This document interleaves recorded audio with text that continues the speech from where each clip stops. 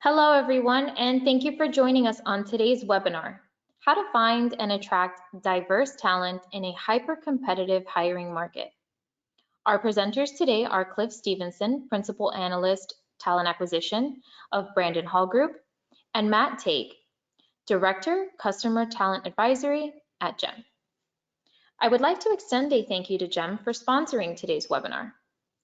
GEM's modern recruiting solution empowers talent acquisition teams to build and nurture comprehensive networks of talent, optimize sourcing efforts, and uncover actionable insights that inform smarter, data-driven decision-making. Find the talent you need to meet hiring targets and scale your teams with GEM.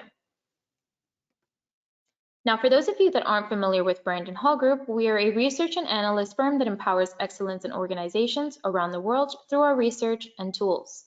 A quick mention that we have several certification programs currently open for enrollment, including our Certified Diversity, Equity, and Inclusion programs for both leaders and employees. Visit certification.brandonhall.com for more information. Your participation in our surveys is one of the most crucial components of our research. If you see any surveys on our schedule that you would like to participate in, it's always greatly appreciated. And all participants do receive a piece of complimentary research once the results have been analyzed.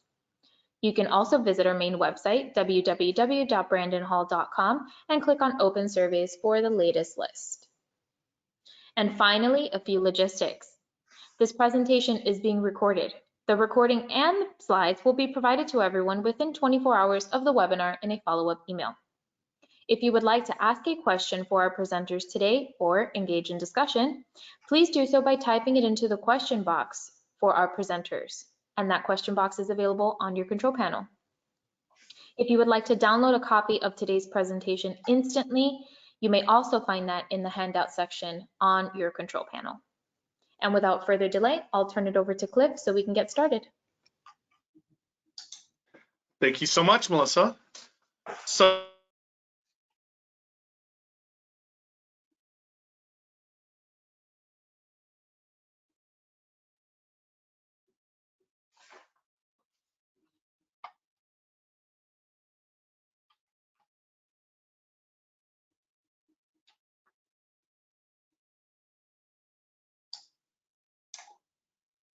fact that from what's on here, we're going to be talking about best practices as we're going. We're going to be talking about key takeaways as they happen. So, you don't have to worry that, you're going to miss any of those. These are just going to all be, happening as we're going through.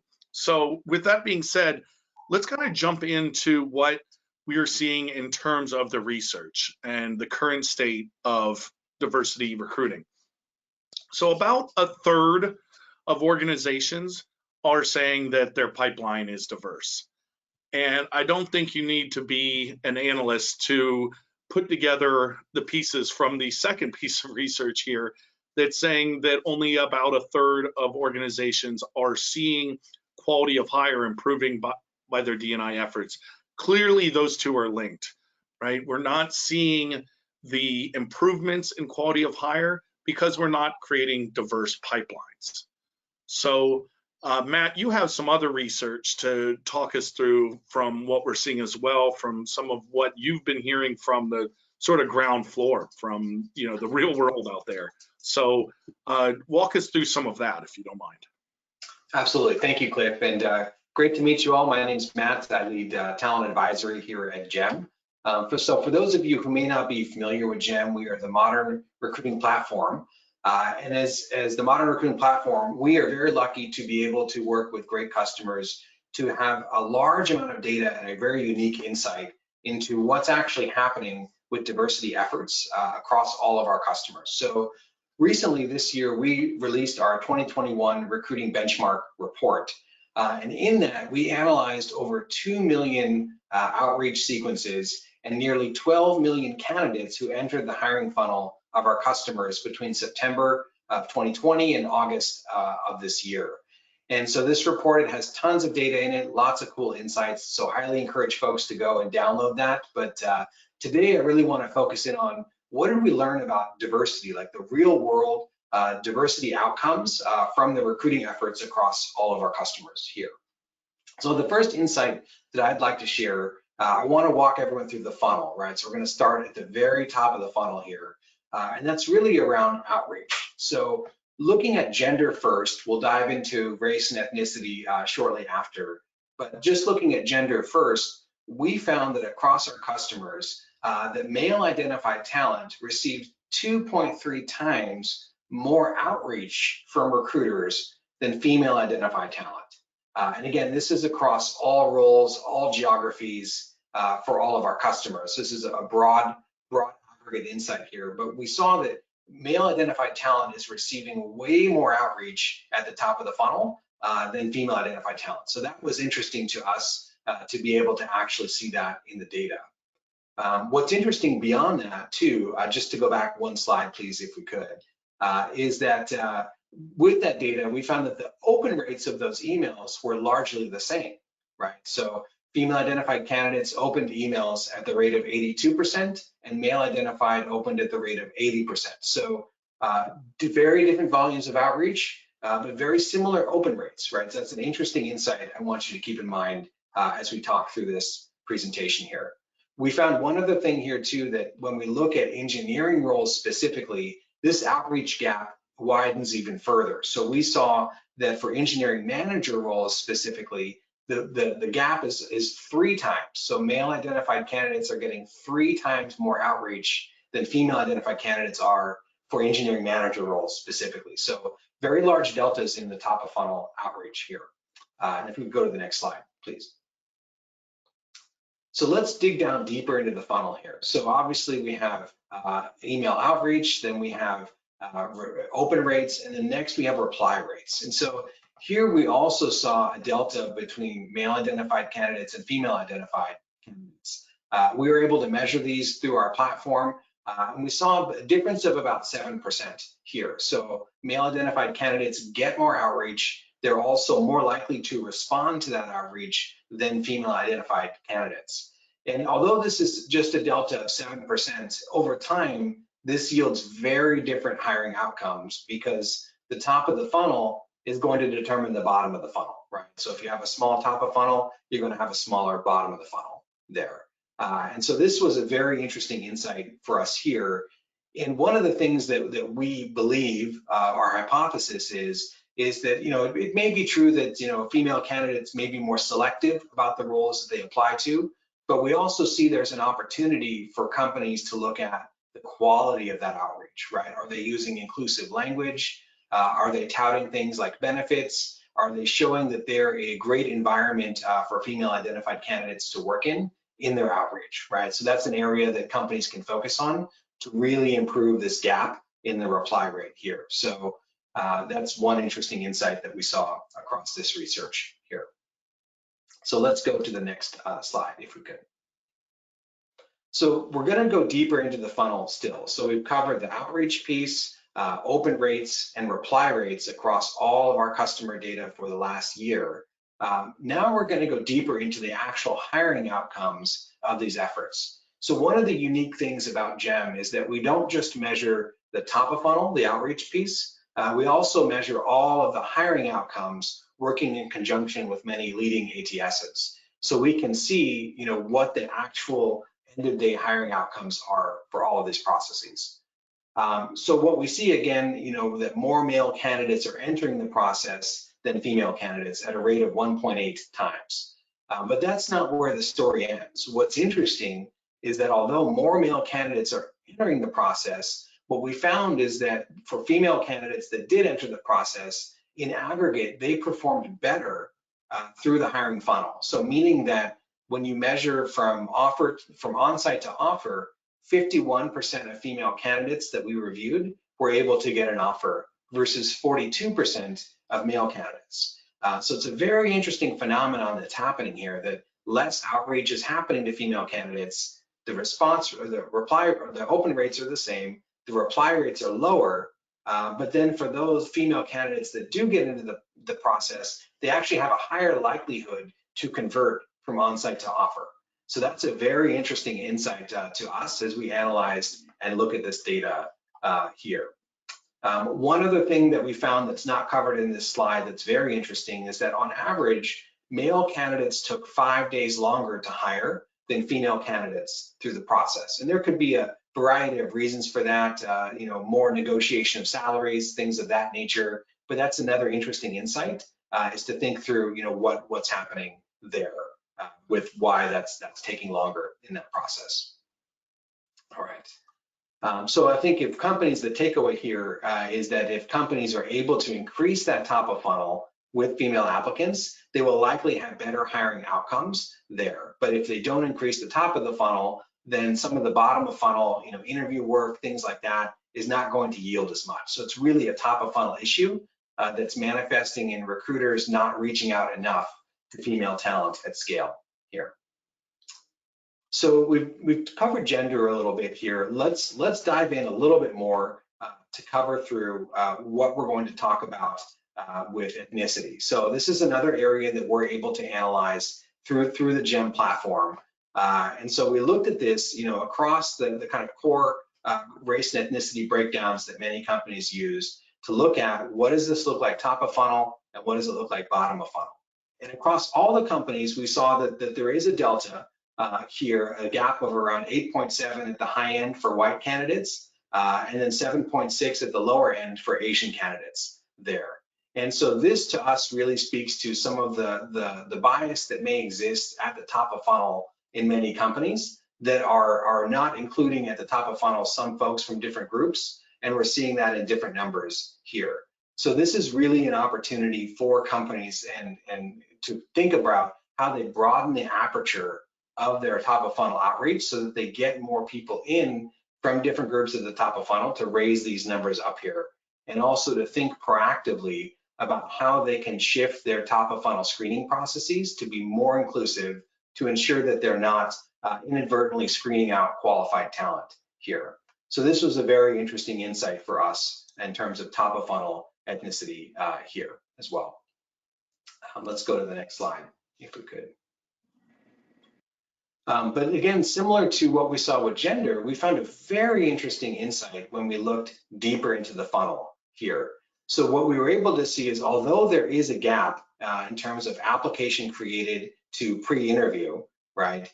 We did find that for those that were able to get further into the process across the different groups, the numbers were very different. So for example, for African-American candidates that were able to get into the process, their on-site to offer ratio was actually the highest across all of the groups. So this was a very interesting insight for us, is that when folks were able to enter the process, they did better and were more likely to get an offer. And we saw that for Latinx and African-American candidates specifically there. So that was a very positive and great insight to see across all of the customer data there.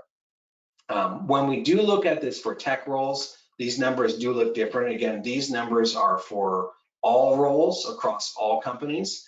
When we look at tech, we do tend to see more of a gap there, as folks may imagine, where you see more Caucasian and Asian candidates getting through from on-site to offer.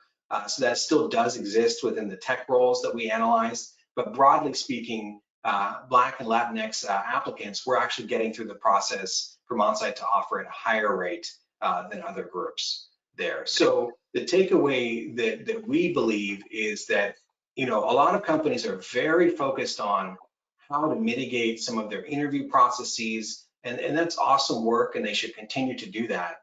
But we really didn't find a lot of gaps in the interview process in terms of excluding people from different groups. We found that the core issue is in the volume of the outreach to each specific group, and also to that first stage of the funnel, right? The application created to resume review stage there. So companies can really look at a couple of proactive things to start to address this problem. So one of the things that they can look at is start with your recruiters. So really focus on them. They're the front line of your talent window for your company, and help them with trainings, whether that's unconscious bias trainings or specific diversity sourcing trainings.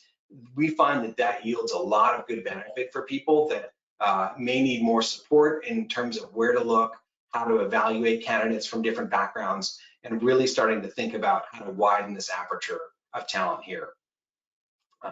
We also recommend that companies are proactive about this. So part of the challenge that we've seen for companies that aren't using GEM or similar tools is that they can't measure the makeup of their top of funnel, right? And if you can't measure it, you can't change it. So for example, a company may reach out to many thousands or many hundreds of thousands of candidates a year, but if you're not able to say which group those candidates identify with, whether that's male identified, female identified, or one of the groups listed here, it's very hard to make a proactive program that's going to support bottom of funnel outcomes, right? So one of the other things that we help customers do is analyze those funnels, analyze all of that outreach in aggregate, so you can see for each department, for each geography that your company recruits on, what is the gender makeup? What is the ethnicity makeup?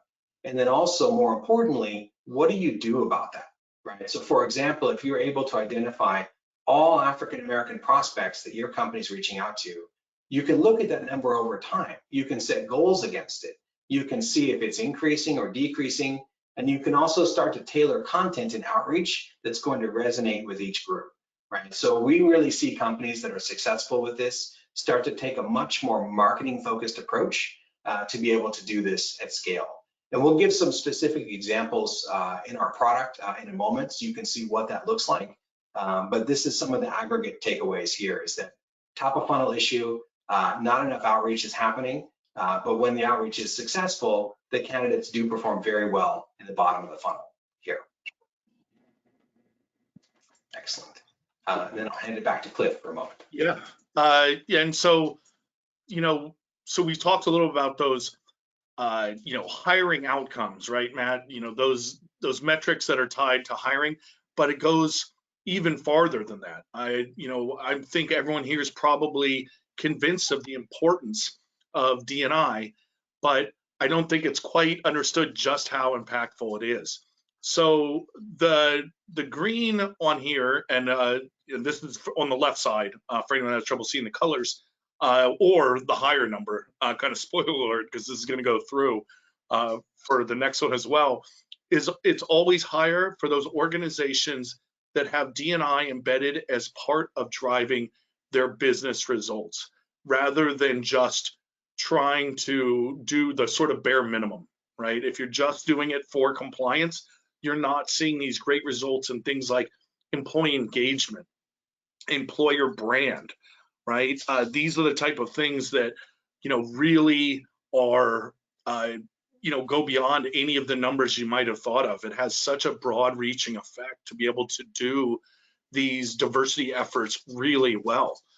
This continues on to the next slide as well, where it, every single time those organizations that have these more business focused, more broad D&I efforts are really just across the board doing better than those that are seeing it as something that only sort of has to be done, right? It really, it drives these great hiring numbers, but it really just drives business results in every possible way. Everything from the employee experience to, yes, the pipeline as well.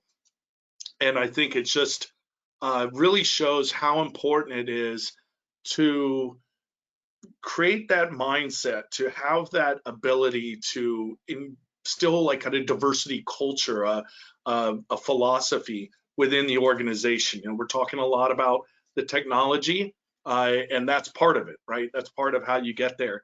But it's really important to understand, what it is that you will sort of achieve by doing this, and it's just good across the board. And I should mention too, although you're only seeing the most current numbers, we've looked at this research year over year, and it's always the same. There's no case in which diversity is a cost or even a loss leader. It's always part of achieving these really wonderful business results. And so that kind of leads us to a question that we have for you out there listening. At your organization, are TA professionals tasked with specific goals? And while you're taking your time to answer that, I think I'm going to say that although we've seen that a lot of organizations are struggling with this. I'm thinking, Matt, that because they're here and listening to this, they're probably at, more progressive institutions. So I think we might see more yes than no, but I'm not sure. I know that, in this era of, more remote work and just kind of, a new generation coming in and just a better understanding, honestly, of what it means to even think about diversity and inclusion efforts. I think that, I know, Matt, you and I have talked that we're seeing so much more interest than we ever had before. I mean, this is a major topic. We can see from, everyone attending here how important this is to everyone. So I'm hoping to be pleasantly surprised.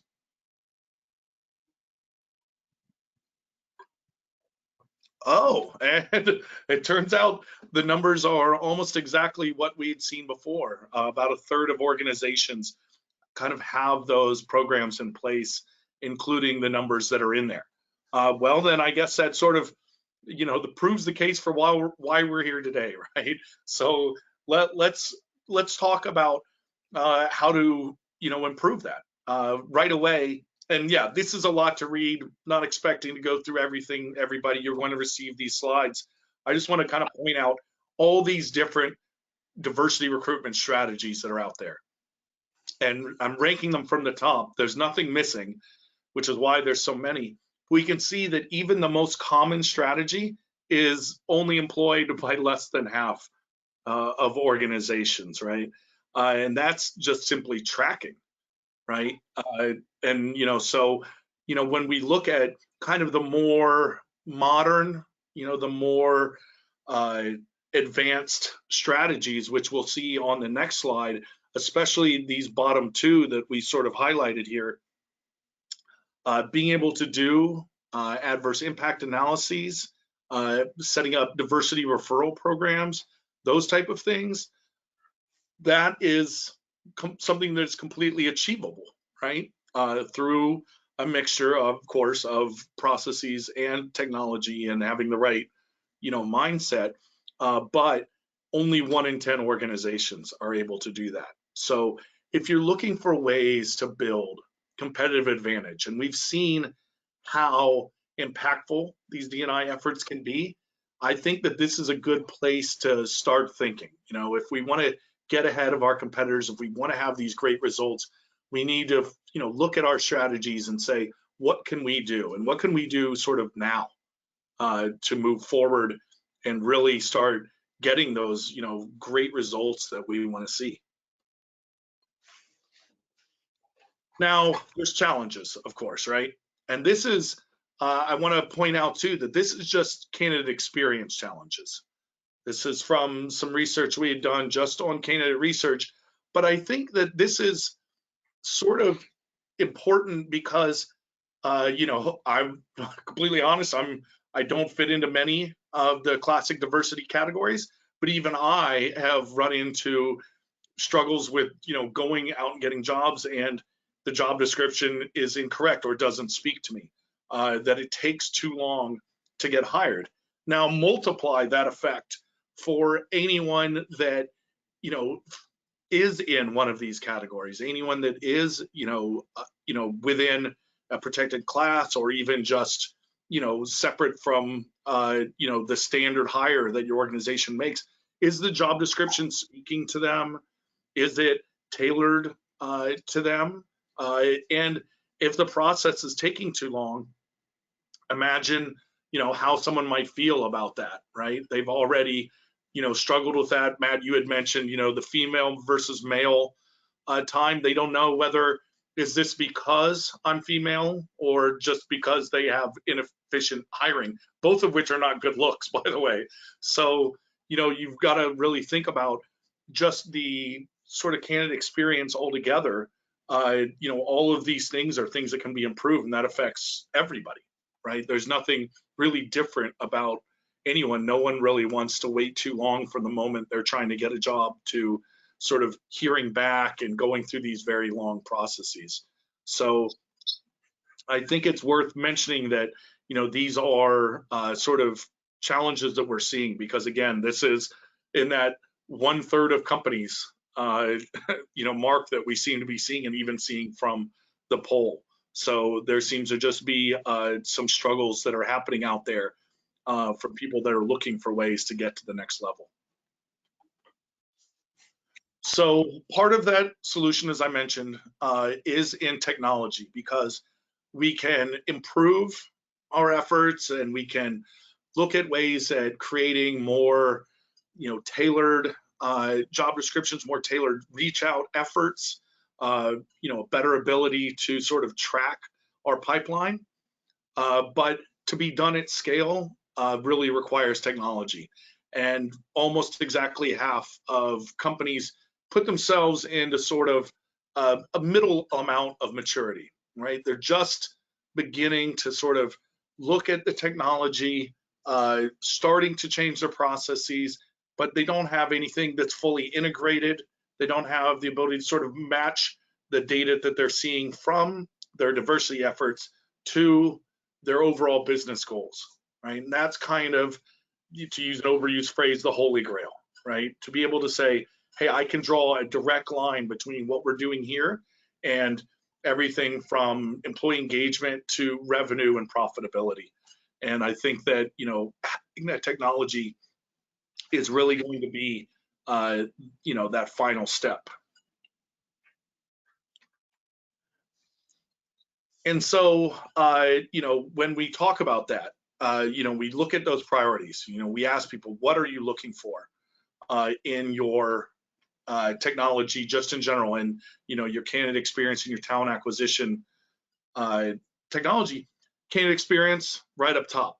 Diversity inclusion, second most common, right? So this is clearly something that people are reaching out for and looking for. And I would argue that there's not much difference between trying to improve your diversity and inclusion efforts through your technology and your candidate experience.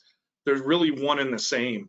And as we're in this era of more remote work, there's a better understanding but also some, time for education on what diversity even means, right? Because when before a lot of organizations were hiring within a sort of small geography, they might have thought about diversity differently depending on the demographics of their local area.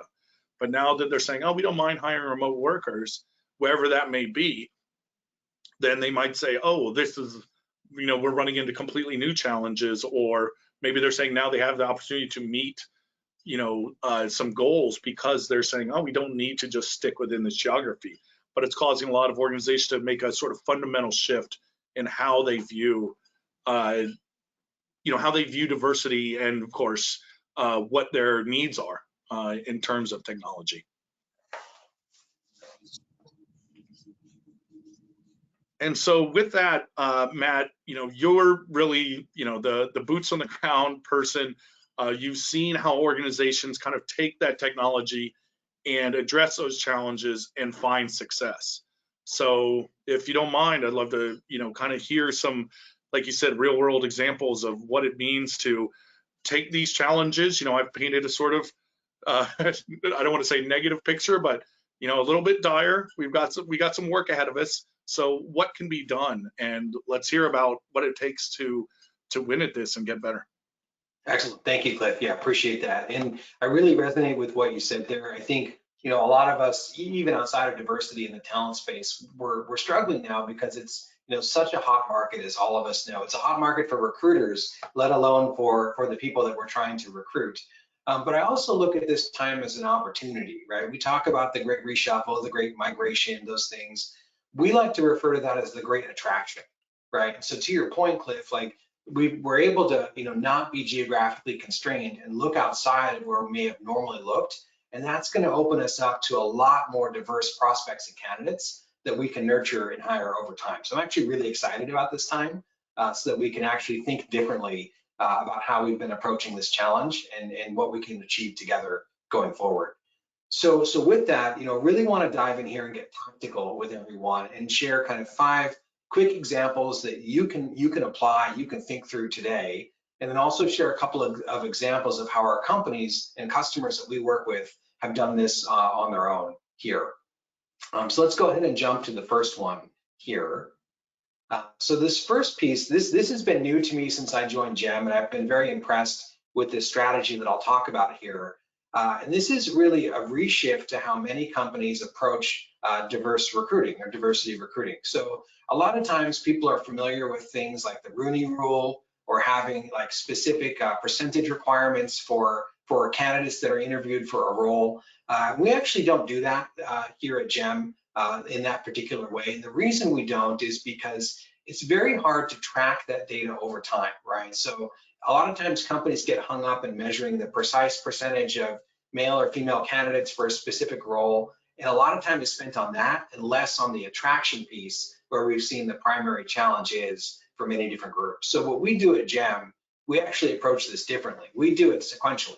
So when we open a role, we actually start first solely focused on underrepresented talent, right? And so we define that for each department differently. So we'll look at, for a particular department, if we're already close to gender parity, we may focus exclusively on underrepresented ethnicities, candidates from different ethnicities to help improve our representation there.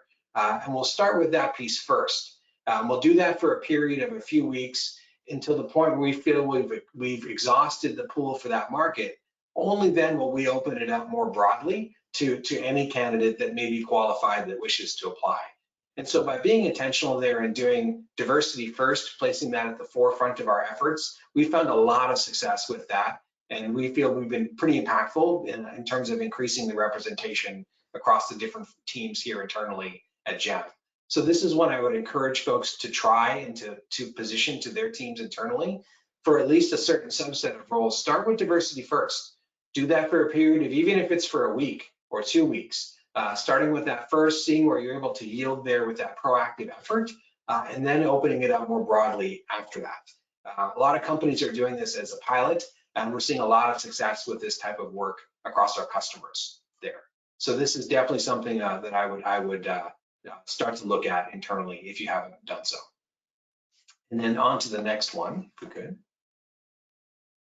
The next piece is around having a clear sourcing strategy for each group, right? So for all of the groups that we looked at, whether that's female identified talent or Latinx talent or African American talent, different folks resonate with different concepts, right? Just like with marketing, right? You would not market to every single customer the exact same way. There are different segments within your market.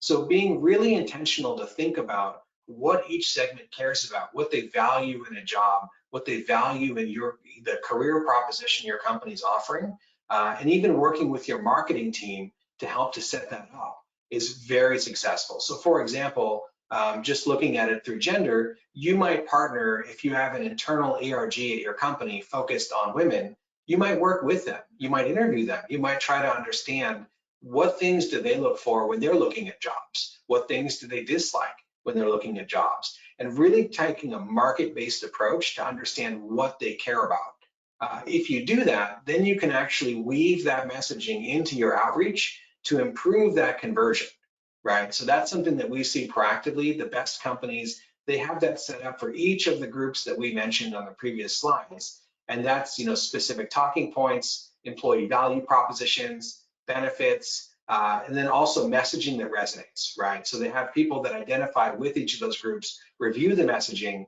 to see that it's actually going to resonate with that group to scale that over time. So this is another piece here, is have a strategy.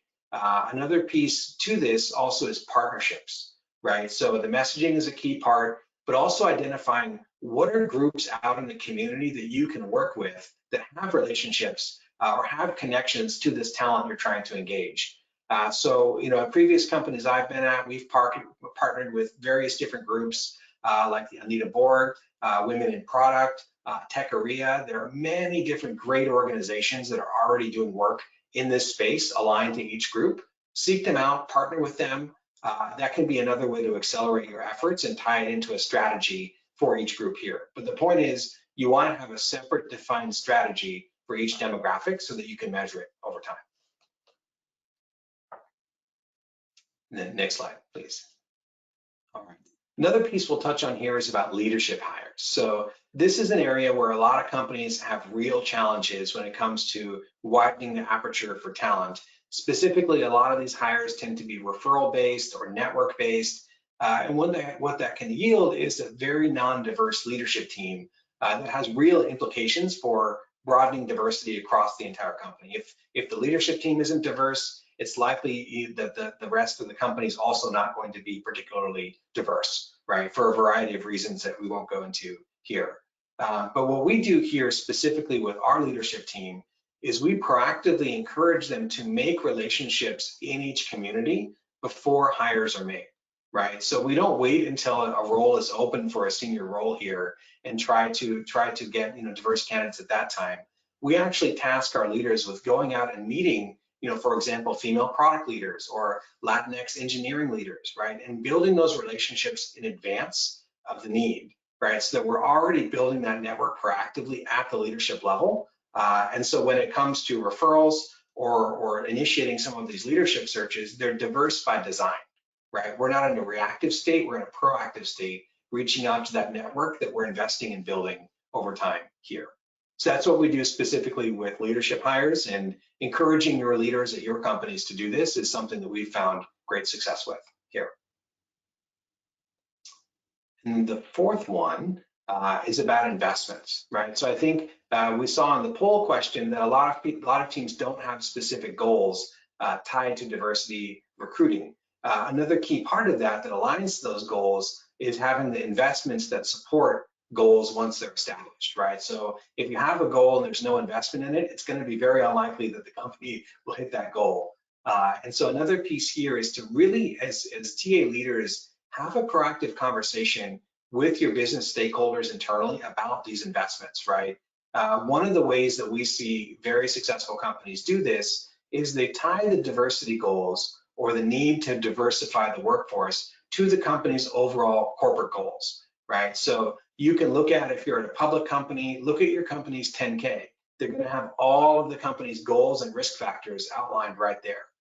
If you can tie your goals for diversity into those bigger goals, that's how a lot of companies are securing this budget to support programs, events, outreach, all of these great things here. If you're at a smaller company, not a public company, you can simply listen to your executive team or maybe meet with them and speak with them about what their bigger goals are, and then really think through what are the diversity implications of those goals. Like if they have a specific goal to expand in Latin America, and they don't have a specific goal of diversity to increase Latinx representation, unlikely they're going to hit that expansion goal successfully, right? So translating the diversity goals into the language of business is a key component to securing this budget here. Next slide, please. And then the last piece that we'll mention, and we'll actually give a preview of this in a moment here, is really around the technology. And this is where GEM comes in. This is where we add a lot of value, we feel, to customers that are interested in these topics, is being able to measure the output of the work, right? So we'll show you precisely what that looks like, but this is another key thing, is if you can't measure it, you can't improve it, right? So being able to measure and see how many female applicants were reached out to last month, how many African-American applicants for engineering roles were sourced in the last quarter, right? Being able to answer those questions today for many companies is extremely hard, if not impossible. So our goal is to really help make that easier for companies so that they can see what they're doing, they can make goals based on that, and then they can improve those goals over time. So this is also a critical piece here. It's the qualitative piece of the programs that I just mentioned, and then also backed up by the technology to support that. So those things working together is where companies are making a lot of progress in the D&I space. So let's jump a little bit. I want to provide two quick examples of how real companies have done this, some of the programmatic things, some of the technology things with GEM here. And so I'd like to highlight the first one. Here is a company that we work with called Twilio. Twilio is based in San Francisco. It is a messaging platform that provides messaging infrastructure for many different companies here. And when they came to us originally, they were struggling with many of the same things that a lot of us in the space struggle with. And part of this was the inability of individual recruiters to understand their work from a D&I lens. How many people did I reach out to my group? How successful was I? What else can I do as a recruiter? and also a gap when it came to leaders seeing the full pipeline, right? So the leaders also could not measure the precise number of outreach, the conversion rates, and the aggregate output of that activity. So we work with them, we get them set up on the GEM platform, and post implementing GEM, they were able to precisely measure the work of all of the recruiters across their team, tie that work into specific diversity goals, and make real progress to understand, where candidates were getting stuck in the funnel. So for example, if female candidates were getting stuck in a certain part of a certain hiring funnel for a certain department, they can see that and they can jump in, they can take action on that and really be proactive about debugging what's happening and improving it over time. So they've been a great customer of ours for several years, and they've had real progress with this here in the ways that I'll show you when we demo the actual product in a moment. The next case I'd like to highlight is Wheel. So Wheel is a cool company. It's a healthcare delivery platform. And so Wheel's case was a little bit different. So they had some of the same challenges around visibility, not being able to see the outreach by group or being able to measure that. But another key challenge that they had was the inability to nurture those pipelines, right? So for example, even if they were able to see all female applicants they had reached out to, they weren't able to do those kind of concerted campaigns at scale to really kind of reach out to that group in a way that resonates with them. So we worked with that team. We helped them set up campaigns, which we'll mention when we demo in a little bit here, and help them experiment to see which messages resonate, which ones don't, improve that messaging over time. And through that, they were able to see pretty significant results. So they were able to scale from 5 engineers originally with 0 gender diversity and only 1 Latinx engineer to 23 engineers with 29% female representation and 64% representation for engineers from underrepresented groups. So compared to the numbers that we've seen and previewed before, these numbers are way higher. And it's because they were able to take that learnings from the product and actually use that to massage their messaging in a way that resonates and make diversity hiring something that everyone's accountable for, not just the recruiting team here. They were also able to see time to hire decrease as well, which is another critical part beyond diversity, but just a great thing for recruiting generally as well. So those are just 2 quick examples of customers that have used the product, used some of these insights that we've talked about to really change the game in terms of how they're attracting diverse talent at scale. There. Excellent. So with that, I'd actually love to show you kind of what the platform looks like. So I'm going to go ahead and share that here. Bear with me one moment here while I do that. Okay, excellent. So you should be able to see my screen now. Cliff, am I coming through clear here? At least on mine, I'm actually only seeing sort of a small part of it. Yeah. How about now? Okay. Yeah, it says the May happy hour checked in. Yes. Okay, is there meant to be more? Is it, are you able to see the gem.com window? Not the end. I'm only seeing a small part. I'm hoping that it's just me, but let me. I'm also only seeing a small part, Matt. If you want to take a look at the drop down underneath the play button on your control panel, there might be a selection for main screen, browser that you can toggle through. And I see your desktop now. Let's just do that. Okay. How about that? Let's see. Does that work now? Oh yeah, now we're seeing it. Okay, excellent. Yeah, thanks everyone for that. Appreciate it.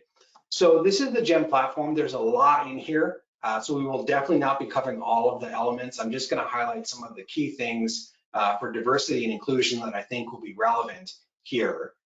But what I'd love to do is kind of walk you through a couple of things that will be relevant for both recruiters and talent leaders using the product specifically.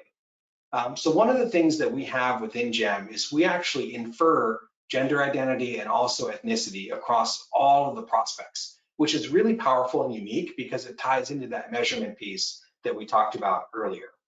So what I'm going to show you here is specifically our prospects page. So you can imagine that your sourcing teams and recruiters are adding people to your instance of GEM in this case, and you'll be able to search for all kinds of different things on the profiles in here. But one of the powerful ones we have is gender. So I'm going to show you what I would do if I were sourcing for female candidates. I would go ahead and select female here. And quickly and easily, it's going to sort through our entire database and pull up all of the female identified prospects that we have. Some of these names you'll notice are male names. That's because I'm in demo mode here, and so we obfuscate the names. And when we hide the name, sometimes it's a male name and a female name, but these are all female candidates actually in our ATS here. And so what I would do with this, we have approximately 41,000 prospects here. So I'm going to hone this down a little bit more. Let's go ahead and do San Francisco Bay Area here.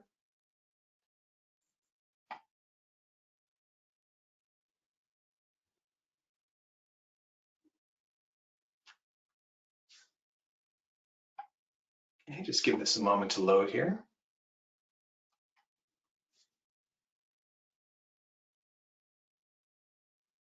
I'm sure with the Bay Area. Yep. Let me just go ahead and refresh this here. Bear with me 1 second here.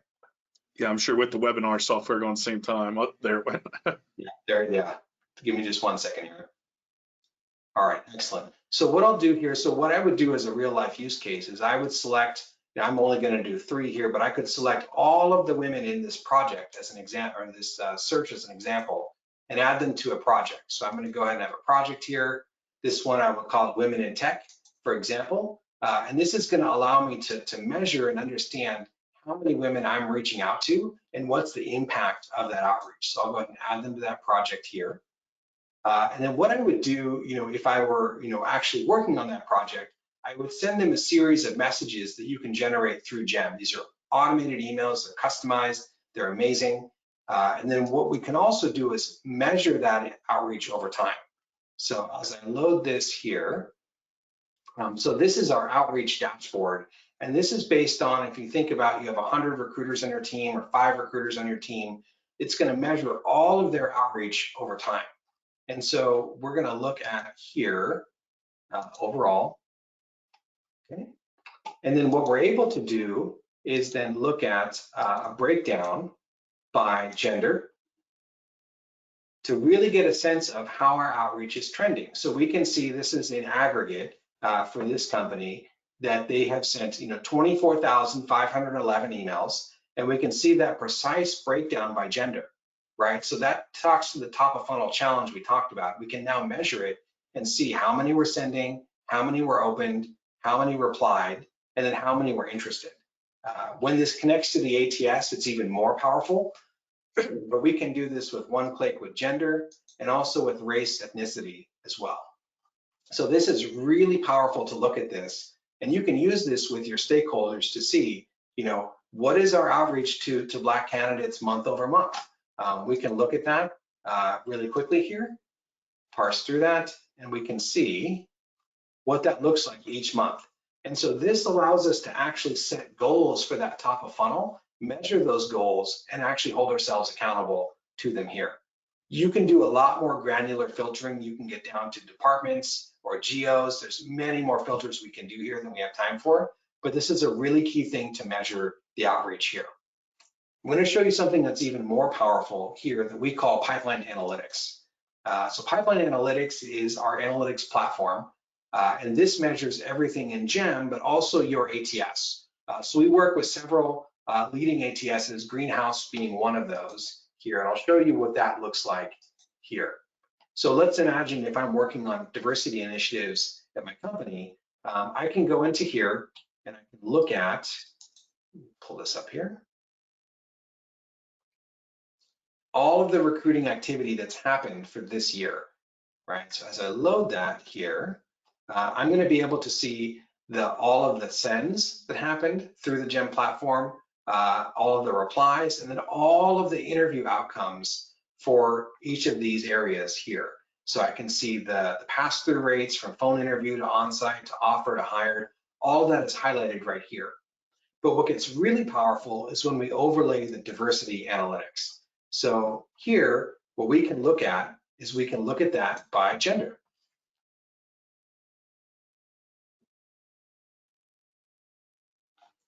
So as that loads here, you can see quickly and easily, what are the pass-through rates for gender? Where are there any differences? What's actually happening with the hiring for this company? So you can see right here that it takes 518 female candidates to make one hire versus 289 male candidates to make one hire. So that should prompt you to think about, what's going on in this funnel? Where can you dig in here and debug to make this a more equitable hire here, or equitable process rather? We can dig in even deeper. So if we want to, we can also look at it by department, right? So we can get very granular in here, and we can look at for department, and we can see, for example, here, looking at the pass-through rates, that when we look at the phone interview to on-site pass-through, the female pass-through is 7% lower than the male pass-through, right? So there could be a number of reasons for that, but these are the kind of insights that companies need to really debug what's going on with their funnel, to understand, what they can do better there specifically. We don't just do gender. We obviously, of course, do race and ethnicity as well. So a lot of companies will use this to also debug it from those angles also. So here you can see specifically one thing that's jumping out already, looking at the Hispanic Latino cohort. When we look at for this company's engineering hiring, we see lower pass-through rates from on-site to offer. So that prompts me to think, what's going on in our on-site phase? What do we need to look at that may support those candidates or help better prepare them for success in our process there? So that's just a quick overview of some of the things that we have here. The very last thing that I would share as well is that we also have a lot of rich analytics around content. So I mentioned too that part of the strategy is you want to have kind of plans for each demographic that's going to help you understand what's resonating with women, what's resonating with Latinx candidates. We actually provide quick and easy metrics to show you, you can do this in a number of different ways, which links you're sending to candidates, what are they actually clicking on? What are they actually interested in? Is it your Instagram channel? Is it an article in TechCrunch? Is it your most recent diversity report that your company released? You can start to get really granular and thoughtful around the outreach and the quality of the outreach that you're designing for each group to really align it to better outcomes there. So these are some of the core things in the GEM platform. There's a lot more here, but we help you surface diverse prospects quickly and easily. We also help you outreach to them with custom content and measure that content. And then we also help you see the hiring outcomes across the entire funnel so you can get a clear sense of what's working, what's not, and how to set goals both for yourself as a recruiter or for your team as a talent leader. So that is the GEM platform. That's great. And if you guys, I know we didn't have a lot of time and we want to leave a couple time for questions. So if anyone is interested, just let us know, and we will be able to reach back out to you and give you some more time with the platform to really dig deeper into some of those other features that Matt mentioned. So with that, we are reaching the top of the hour. I believe that's true no matter where you are. I don't think anyone's on the half-hour time zone. So we have a few minutes left for questions. Melissa, did we have any questions come through? We do. So Sarah is asking a technical question about, or for more information about the data that was shared. She wants to know if the data is from global companies, how many companies, and all industries, if it was from all industries. Yeah, so that's a great question. So it's approximately a data set of around 1,000 companies across all industries. All right, great. And I should mention too, for anyone asking questions, if we don't have time to get to your question, we'll still receive those questions after the fact, and we'll follow up with you via email. But feel free. Go ahead, Melissa. Were there any others? Yes. So Stacy is asking specifically about the wheel case study. What are some examples of effective subject lines used with different demographics, women, Latinx, Black, etc.? Their progress with diversity, sourcing, and recruiting stood out and looked impressive. Yeah, that's a great question. So we actually have a white paper available on gem.com. So I would encourage you to go there. And there's a whole guide that you can download that has examples of different how diversity recruiting is applied more tactically. So what I'll share, rather than the subject line, I'll share a tactic that we enable that was very helpful for them specifically. And so one of the features we have is what's called send on behalf of. Right. So this allows you, imagine you're a recruiter, you can send your outreach, but you can also leverage other people in your company with their permission to send on behalf of them. Right. And so this kind of multi-tiered outreach is very successful. So an example would be if you want to attract Latinx engineering candidates, integrate a Latinx engineer that you already have into your outreach. Right. Integrate someone who runs the Latinx ERG at your company into your outreach. Right. So if you think of it as a multi-stage outreach, maybe first one is from me, second one is from that engineer, third one is from the employee resource group. So that outreach is going to feel authentic, and they'll be able to see that this is a company that has people that identify the same way they do, that are happy and successful there. So that's a specific tactic we found to be very effective and real for folks. Great, thanks, Matt. And Tracy's asking, the approach to engage URG talent first, what implications are there from a compliance OFF CCP perspective? Yeah, that's a great question. It's going to look a little bit different for companies that fall under that specifically, that are federal contractors. So that's kind of a different area that's going to require a slightly different approach.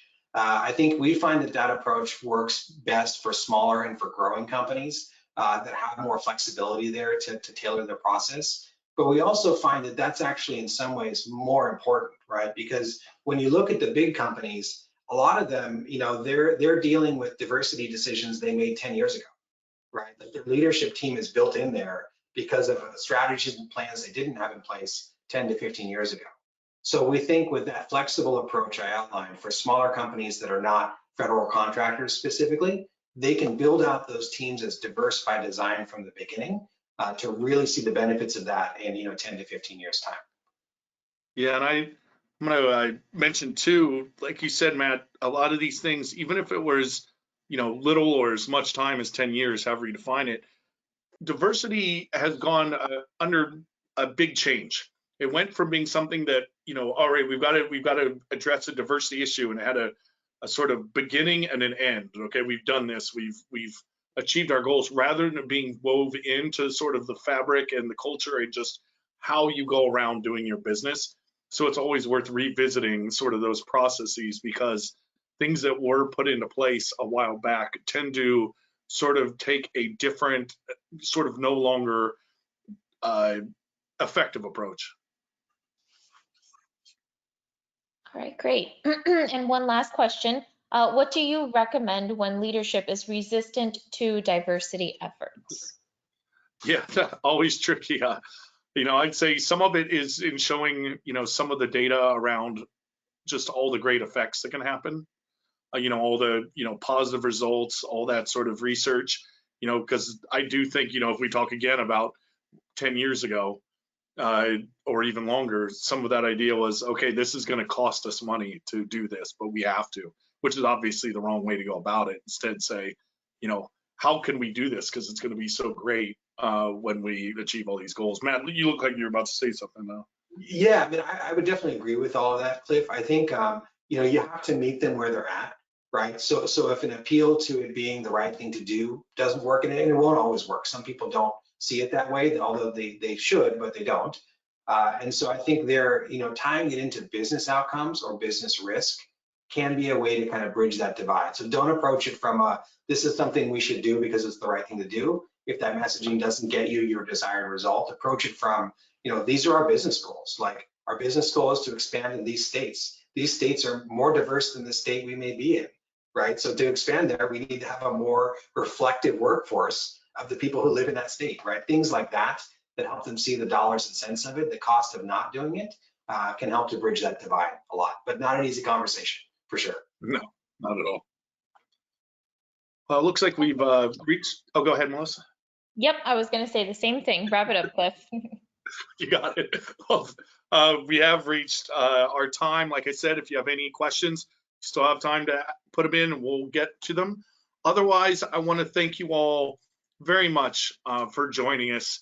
It's clearly a important topic, an interesting topic, and one that's becoming more relevant every moment we're out there. Matt, thank you so much for taking the time to kind of talk us through it. You know, when we're doing this research, it's one thing to say, okay, 50% of companies are doing this, 30% of companies are doing that. Another thing to say, you know, see those success stories and see the real numbers and what organizations are struggling with and how they're overcoming those challenges. So thank you. Awesome. Thank you, Cliff, and thanks everyone. Great to connect with everyone today. Yeah, thank you all.